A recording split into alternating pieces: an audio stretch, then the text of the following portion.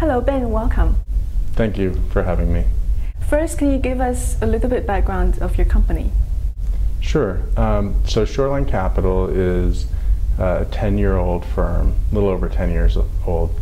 I started the firm together with my partner, Zhang Xiaolin, back when we were still in business school, actually. And I was also in the law school, both at the University of Chicago.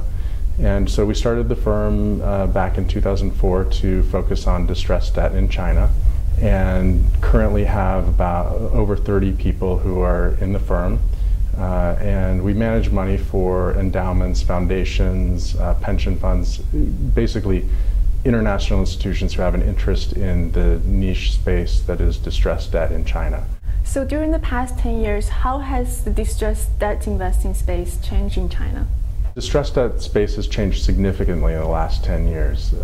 Back when Xiaolin and I started the firm, it wasn't very clear what would happen if you went to a court in China to try to enforce debt.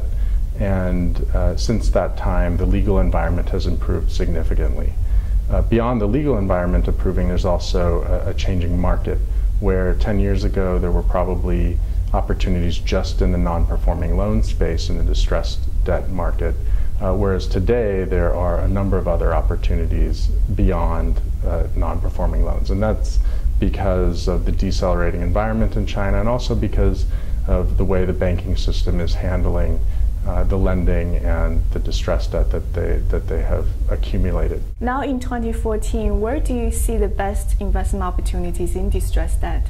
Non-performing loan estimates today are significantly higher than ever before.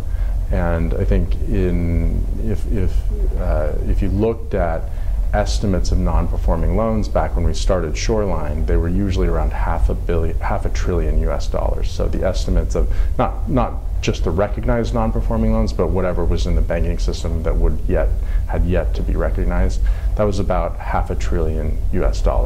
Today, the estimates of non-performing loans in China are anywhere from 2 to 6 times that number. So the lending in the credit boom went to corporations. And that lending, because it doubled China's loan book, it created a lot of non-performing loans that would eventually surface. So one area that I would see significant opportunity is in non-performing loans. That being said, I do not think that the banking system in China is going to collapse.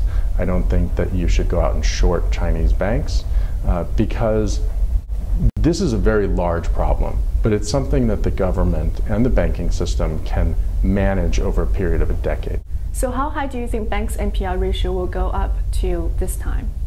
The non-performing loan ratio is a very misleading indicator. I actually don't even care what the non-performing loan ratio is. Now, as far as what I think the actual non-performing loan ratio is, if we're just looking in terms of how much of the loans will likely go bad, or at least not be paid back, or will go into default, I think it's something probably north of 10%.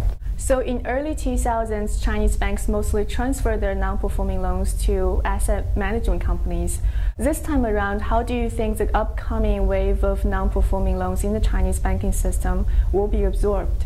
Last time around, the process was very much government controlled. So when the AMCs were set up to receive the non-performing loans, those transfer prices were set by the government, and very significantly, those were priced probably quite high relative to the actual value of the non-performing loans.